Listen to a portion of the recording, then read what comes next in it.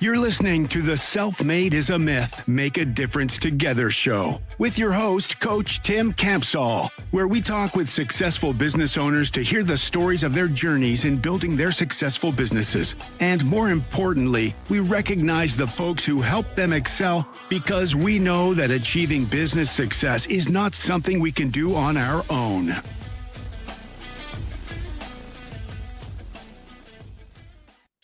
Hello, everyone. This is Coach Tim Campsall, and I'm excited to have a fellow business owner from Indiana with us today. My guest has competed in over a dozen adventure races, so we're going to want to learn about that. In his downtime, he enjoys spending time with his girls and doing yard work, and he's most proud of his faith in Jesus Christ. So awesome. Amen to that. It's my pleasure to welcome Kenny to the show today. Hello, Kenny. Hey, how's it going, Tim? I am awesome. Thanks for asking. Well, hey, let's start with having you introduce yourself. Tell us a bit of your personal story, like where you were born and live, about your family and hobbies. Yeah, so born and raised in Lafayette, Indiana, and spent more or less the first 22 years of my life there. Got my undergrad from Purdue University. And while I was there, raised by my mom with my brother, had a great childhood, went to the local high school, played sports, had friends, kind of just enjoyed what I would describe as the normal American life, dare I say. And now fast forward, like you kind of said at the introduction, I have a family of my own. And what we very much enjoy to do is we like to do adventure races, which are like the Tough Mudders, the Warrior Dash, the Spartan Runs, all those sort of races is kind of what makes up that adventure race world, so to speak. Fantastic. What's your favorite type of adventure race? Well, so if you were to, my answer's changed. If you asked me as a young man, like coming out of college, where I was much more competitive about it, and even the races themselves have kind of, dare I say, changed their genre. Like when Tough Mudder, for example, was first coming out, it was kind of sold as a team building event, but for other individuals, it's a race, and there's the world's toughest mudder, and it can get very competitive. So that was in the vein I was in, trained for it, loved it. So I liked it more or less. Imagine a 12-mile run with obstacles and mud between you and the finish line. Yes, So yes. not quite half a marathon, but almost with, call it rough terrain. Fast forward to today, though, and Tough Mudder's taken a much more, I would say, team building without the competitive side, like where they're really not concerned with who wins as much as just helping people through the course, because a lot of the obstacles people can't do without the assistance of another. And given that my girls are getting older, my oldest is 9, she hasn't done one yet, but in the not too distant future, I know we'll do one, and obviously that'll probably be my favorite one ever, given Yes, her. right. And she's competitive, so she's going to want to do well, but it's obviously I'm going to be dad, and I'm not a racer. And that's I've had friends who have done that, and just the idea of having all that mud on me, it's just like, yeah, no thanks. I'll just be a spectator. I was going to say, you can see there's definitely some people who you can kind of meander through the obstacles to minimize that mud, but then like kind of once you've done it quite a few times, you almost take pride in how much mud can get on me between now and the finish line. Kenny, is there a funny story that your family likes to tell about you that you'd be willing to share? I don't really have, I would say, a specific story as much as just my general little cliques we all have. I know I have the tendency to, when we're talking about something and I think I'm right, I hate doing this, but I'll say, like, if you're explaining something to me, whatever the thing may be, and I think I know better than you, I'll always start with, well, actually. And I guess according to my loved ones, I very much enunciate the actually. So much so that they'll, before I can even get into whatever we're talking about, they're kind of calling me out like, you sound like an idiot. So that good humility to have around myself. Yes, I appreciate you sharing. So can you tell us, how did the business come about, and at what point did you have the confidence that you could run your own business? Yeah, so it was always an aspiration of mine. And like I said, I got my undergrad from Purdue. I graduated in 2008.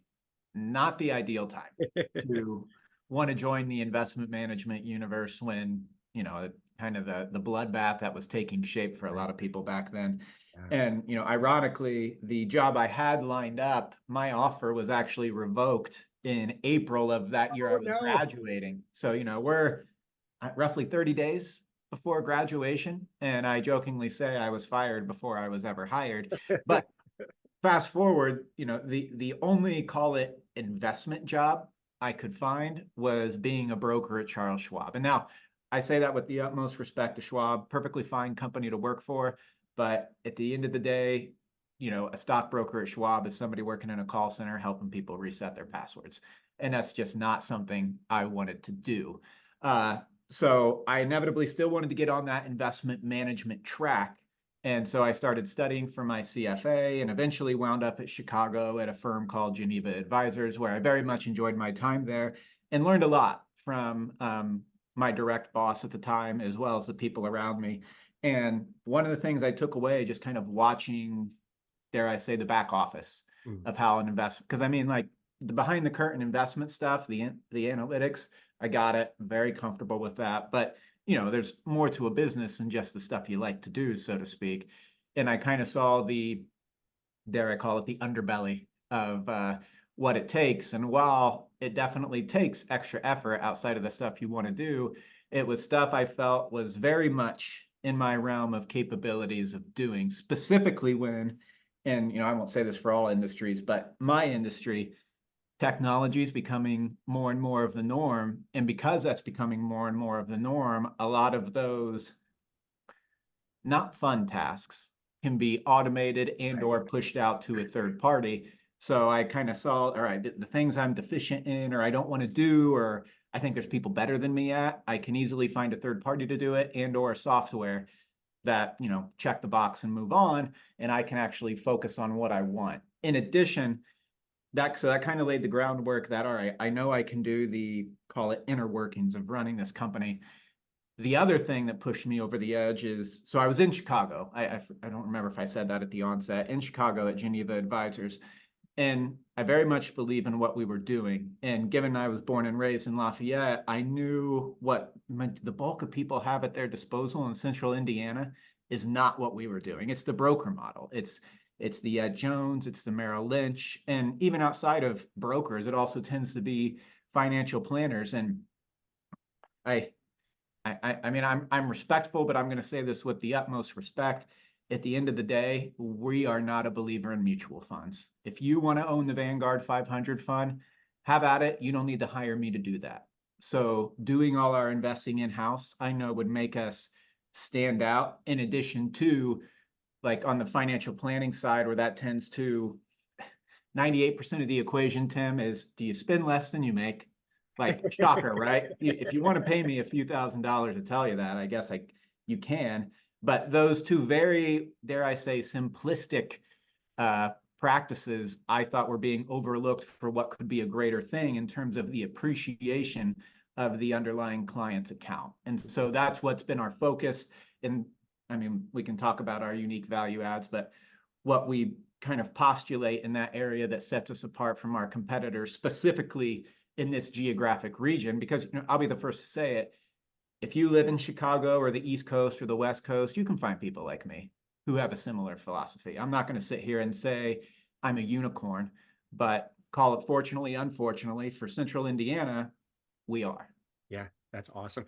Yeah, something you mentioned a little bit ago that I really want to reinforce and highlight to folks is you talked through the idea that there's some things that you don't like doing.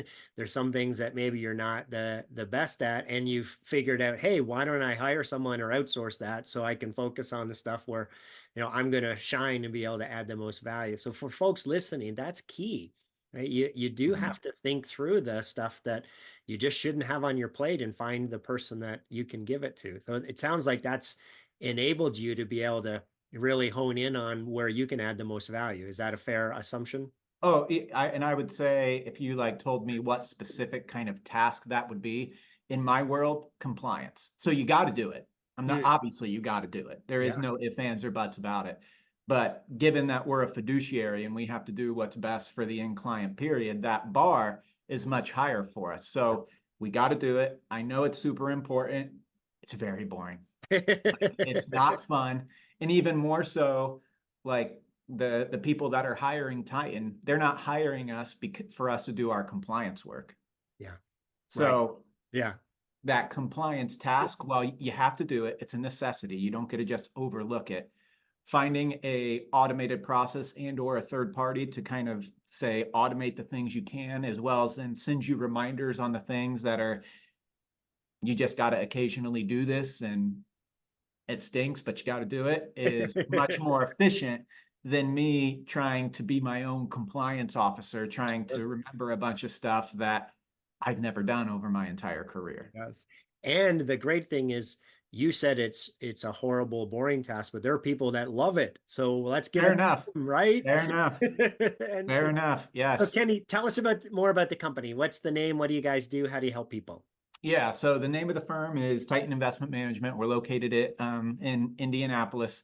It's kind of in the name. We're an investment management firm where I would say we're very different, or maybe most people don't realize this, where we're different is when you ask a given person who says has an IRA or an investment account or a 401k, what do you own?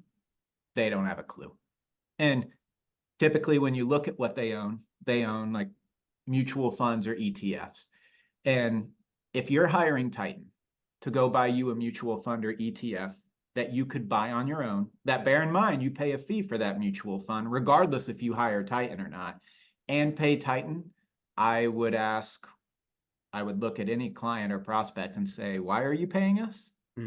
And so we do all that investing in-house. So to give you an example, when I say we own a company like Qualcomm, we in fact, our clients own the company Qualcomm, not a mutual fund that owns Qualcomm. So right off the bat, we tend to be astronomically cheaper.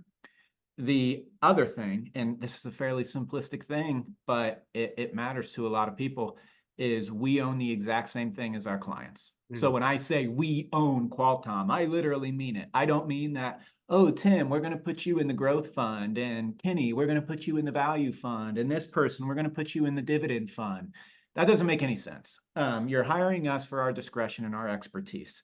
If we think whether this growth company, value company, whatever it is, we think is a good idea, it's a good idea for everybody, not just him. And for the people who would interject and say, well, I want a customized solution because, I'm north of 80 years old and I just can't take as much risk as when I was 30. You're 100% right. And it's, the math is pretty easy. All we do is effectively prorate your risk profile based off what you say. So to give a quick mathematical example, if I say we own 2% Qualcomm, and Tim comes in here and says, I only want to be about 50% in the market, that's fine. In your account, it's 1%, 2% times 0.5. Right. And that sort of automation from an execution standpoint not only brings in technology that makes everybody's life astronomically easier, it interjects a level of accountability, because when I say either, it went up or went down, there's one person to point the finger at. It's not me going, we'll get rid of that bad mutual fund and we'll go buy this one. No, it's us. It was our call. And two, in terms of transparency, we all own the same thing. Right. And those, while dare I say simplistic things, accountability and transparency are two very unique propositions that I don't know anybody else in this general area that does that. The last one, and now, we tend not to talk about this one as much just because of the asymmetry of information. It'd be like a plumber explaining to me about why they construct things the way they do. I believe them. They sound like they know what they're talking about, but I'm just kind of like, some of this just might as well as be in Latin. So I'll be brief with this last one, but that's just our investment process. And what I mean by that is when I say we do all our investing in-house, the great thing is I can say that. The bad thing is that there's over 600,000 publicly traded options. So to sit here and say we analyze every single one, I'm lying. Anybody who says that, whether it be Vanguard or, the guy on the corner, everybody's lying if they say they do that. What we can do, and this is part of what my background's in, is apply econometrics, aka algorithms. The idea of taking code and taking a 630,000 observation universe and filtering it down to a much more manageable observation subset that we can then actually analyze. And so that is what, when people talk about like AI, for example, right now, AI has kind of already existed in terms of text and numbers as a means to filter, call it bad data from good data. And not to get off on a tangent, AI, where it's going in terms of image and video generation, that's great. But that is, once again, where technology should already be used in an investment management practice to filter that observational universe of 600,000 down to a subset you can actually analyze and say, splitting a blade of grass, like we should buy MasterCard instead of Visa because of this. They're obviously very similar, but what specifically makes them different and what makes one potentially create alpha where the other cannot. And so that process is the kind of that third peg of the stool that sets us apart from our competitors. I love it. So let's shift gears here a little bit. Ken, I'd love to hear a story where someone pushed you or inspired you that you could do it, even though maybe you didn't think that you could, and the impact that person had on you. Yeah, so I would say that my biggest cheerleader has been my wife.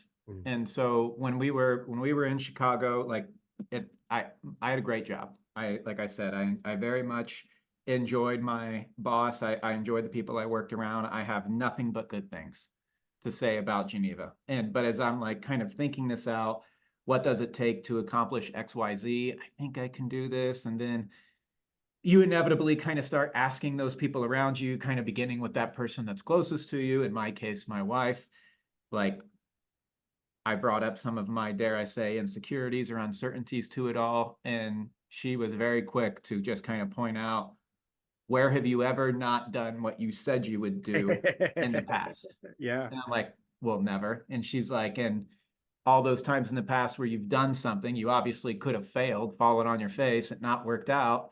And even on the instances where maybe you, dare I say, stubbed your toe along the way, you put your head down and went, why would you think this is anything different? Yeah. And so that was a nice blessing to kind of have in my ear, so to speak. Yeah. What's your wife's name? Jordan. Jordan. Fantastic. Yeah. What great support. It makes a huge difference when we've got that support at home, doesn't it? Oh my God. Yeah. No, I was going to say, and that's, maybe we'll talk about this, maybe we won't, but like kind of the motivation of why you do this. I would also encourage the business owners, you need to know what that is. And if it's, I want to make a certain amount of money or achieve a certain amount of net worth, that's great. I'm not saying that's a bad thing, but once you achieve that goal, say 10 years down the road, then what? You're just complacent. And I know mine, that being my family, is something that I would like to think will live well beyond me. Yeah. So I'm sprinting through the finish line and I don't know where the finish line's at. Yeah, I love it. Yeah, that's an exercise we do with our clients every year, is to re-envision, right? What do they want out of life that the business then has to pay for? Yeah. Yes. Yep. So Kenny, what's your biggest learning as a business owner? Finding personnel. So like I said, my experience prior to Titan, and this is predominantly what I still do on a day-to-day basis, is the analysis of the investments, which I love to do. But given that's where all my track record is, as well as my work history, the idea of playing with others, so to speak, has never been something I've had to do. Because to put this into context for a lot of people, when you meet a financial advisor, you're meeting a salesman. That's what they are. They are a rainmaker, and that's what we need them. I want them. I'm not saying I don't want them, but I'm the guy who historically was the person behind the curtain you never met, but was making all the decisions in terms of the investments. Yeah.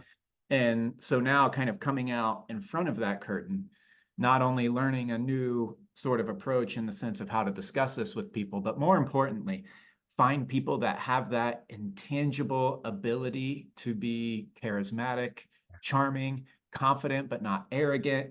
I've learned a lot about it. I've made mistakes. I've looked at the discs, the Myers-Briggs, all the the things, so to speak, to kind of help you zero in on, is this person a good candidate or not? Yeah. And while those are useful tools, that's all they are. It's a tool. And there is still a degree of intangibility that I find incredibly hard to quantify, that I'm still trying to figure out Yes. how to quantify. And you'll probably tell me I never will. But finding people that kind of meet that profile Titan's looking for is unfortunately harder than I would like it to be. Yep, fair. And I've spoken with a lot of people that have that same challenge. The answer, it's not easy, but it's simple in that it's the same thing that you just described in terms of your business model, right? Is once you implement a recruiting process and then you tweak and adjust and adapt and modify the process and get it better over time, right? It starts to become a well-oiled machine. So we can talk offline about that, but we use DISC as well. I think it is a great tool to help understand, is somebody hard-coded for sales, or are they more hard-coded for crunching numbers, right? Right. Do they like talking to people, or do they like, playing with numbers? And so, yeah, it can be helpful there. The other thing that's critically important is that, that we are finding people that align with our culture and our values and our beliefs, because we can teach skills, we can't teach a cultural fit, right? And Yes. we've all had the experience where we brought on the wrong person, right? And it's like, oh no, oops. Yeah, no, I mean, and this is a spoiler to anybody who were to ever talk to me. My guys I have, as well as the people I've interviewed, I always ask to kind of, I think this kind of encompasses my culture in kind of a soft way of asking, figuring out if you're a match, is I'll say faith, family, work, rank them. Like in terms of just rank them. Yeah. Tell me 1, 2, 3, which ones are which and why. And that gives me a good, dare I say, scope to kind of look into Tim in terms of who is Tim really, rather than a guy that's just trying to apply for a job and, Yeah. make some money. Yeah, absolutely. And to let everybody cheat, he just said it in the order he wants to hear you say it in. So you just note yourself that if you're applying for a job. So Kenny, A lot of people don't catch on to that. Hey, Kenny, we know that business success doesn't happen in isolation. So tell us about one of your biggest challenges during the years, and maybe a business owner or a colleague that came alongside you and helped you get through that. Yeah, so I'm going to circle back on finding personnel and talking to some of kind of the people in my network, and them introducing me to headhunters, and then naturally those headhunters kind of bringing people to the table. One group I would specifically kind of like to call out in this regard is called the Catalyst program, and Catalyst, I guess, for short. Daniel Hance is the owner of it. What they effectively do is they're taking what I would like to think are high performing vets and helping them transition to civilian life. Yeah. And as a employer, as well as I would like to think what other employers are looking for, obviously we want people to be smart. Yeah, we want good acumen. Who doesn't? That's not really something up for debate. But what I've noticed from this program, as well as the candidates that come out of this program, a lot of those in kind of the two biggest intangibles, if I could measure this somehow, the ability of someone to be disciplined and have just mental grit is invaluable. Because to your point, I can't teach it.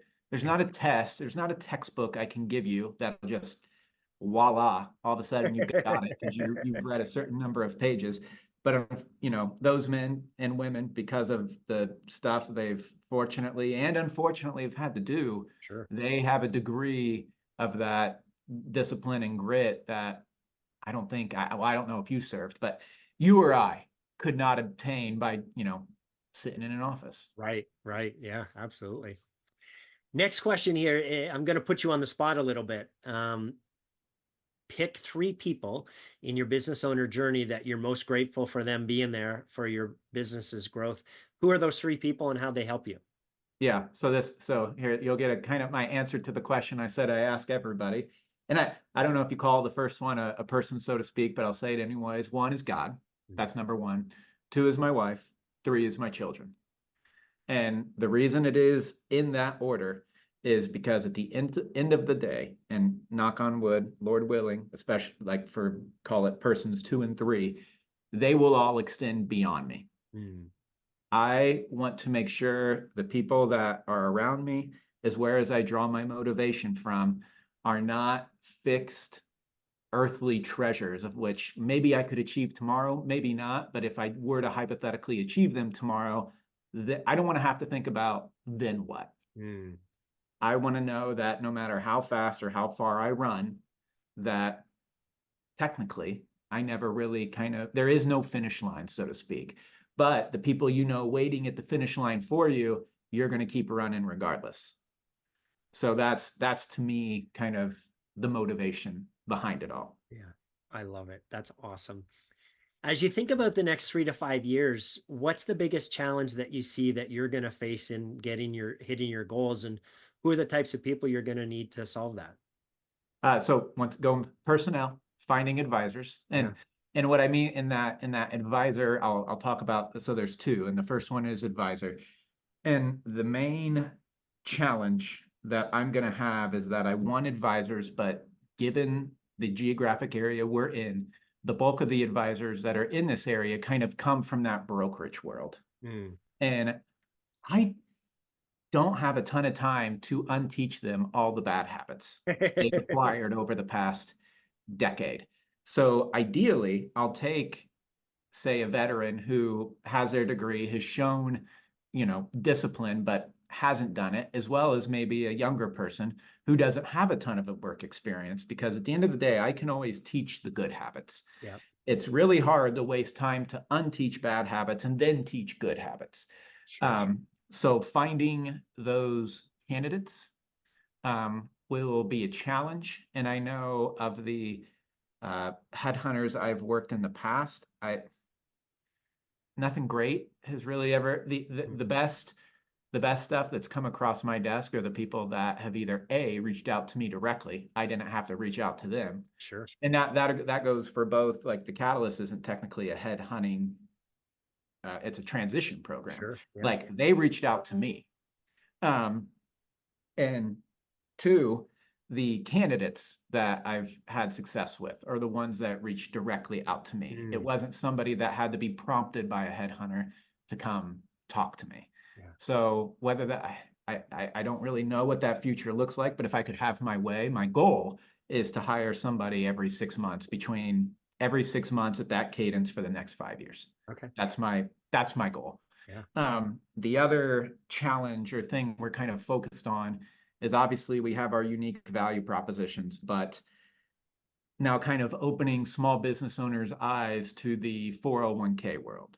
So 401ks are a great thing, but the majority of Americans the majority of Americans don't know what their balance is, don't know how much they're contributing, don't know what they own inside this 401k, and have not a clue what that balance needs to be when they're, say, 65 and they're ready to exit the workforce.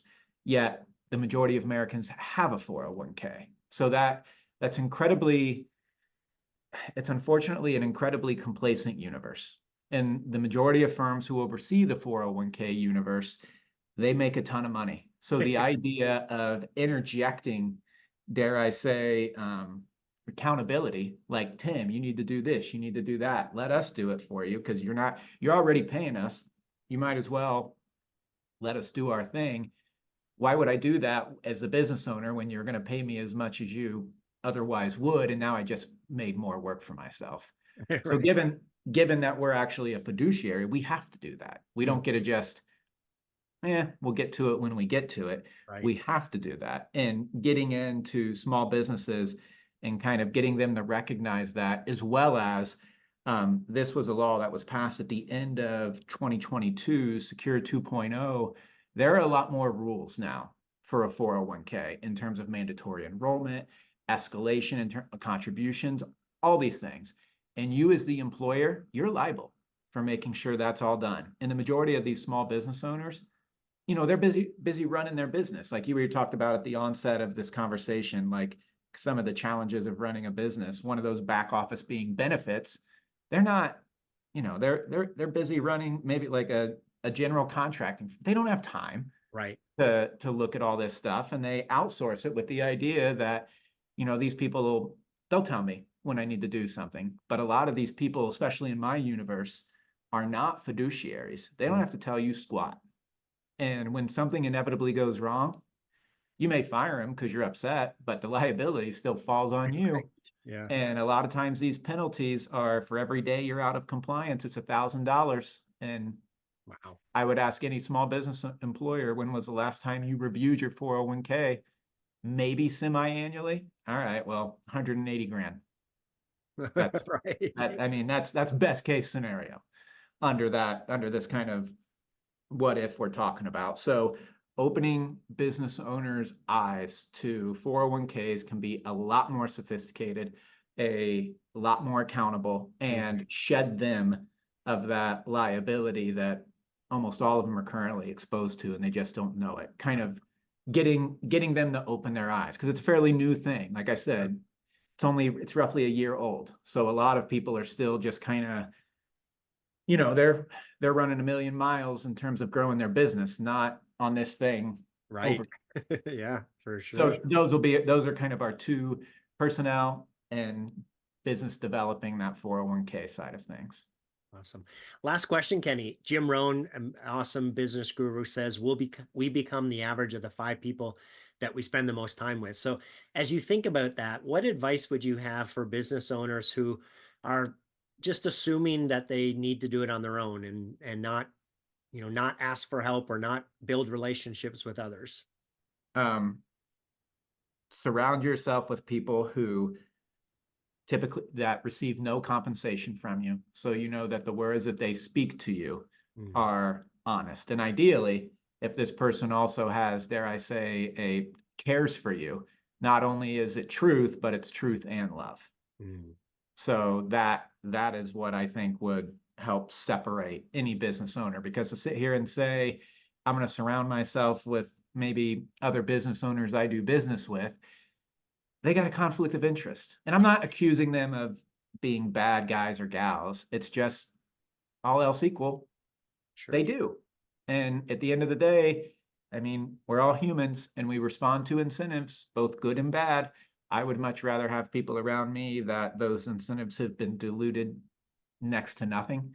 And well, maybe their only incentive is that as I spend time with them, they're better off because they're going to speak honestly, and like Titan, the thing that makes money, they almost look at that as a bad thing because it's time away from them. So it's a hedge almost in that perspective. So those are the kind of people that kind of can echo that truth and love is what I'm looking for. Love it. Kenny, sounds like you've had some pretty incredible people in your business owner journey. If they were all here on the show today, what would you want to say to them? Oh gosh, what would I say to them? Thank you first for all the people who've kind of helped me along my journey, and 2, like I said, I know my ends. I'm not going to stop. I will keep running. I will skin my knee, but I will get up and I will keep running. I love it. It reminds me of learning how to ride a bicycle and how how painful that was with my scraped knee and bumped elbow, but eventually I figured it out and it never looked back. No, well, it's like I look at like the world around me, and like I have all girls at home, is like I want them to be independent and I want them to be able to do things on their own. But I've noticed, like, because I grew up with a brother, so him falling and skinning his knee was like, get up your way. Yeah. But when a 9-year-old girl falls and she's mine, I'm not nearly as tough as I thought I was. That's awesome. Kenny, it's been a pleasure speaking with you today. Thanks so much for being on the show. Thank you. Thanks for listening to the Self-Made is a Myth show with your host, Coach Tim Campsall. Please help spread this movement by liking and subscribing to our show and following us on Facebook and LinkedIn or wherever you listen to your favorite podcast. To join our movement, go to BeMadTogether.com. Okay, folks, that's a wrap. Please pay it forward and be sure to tune in next time to the Self-Made is a Myth podcast.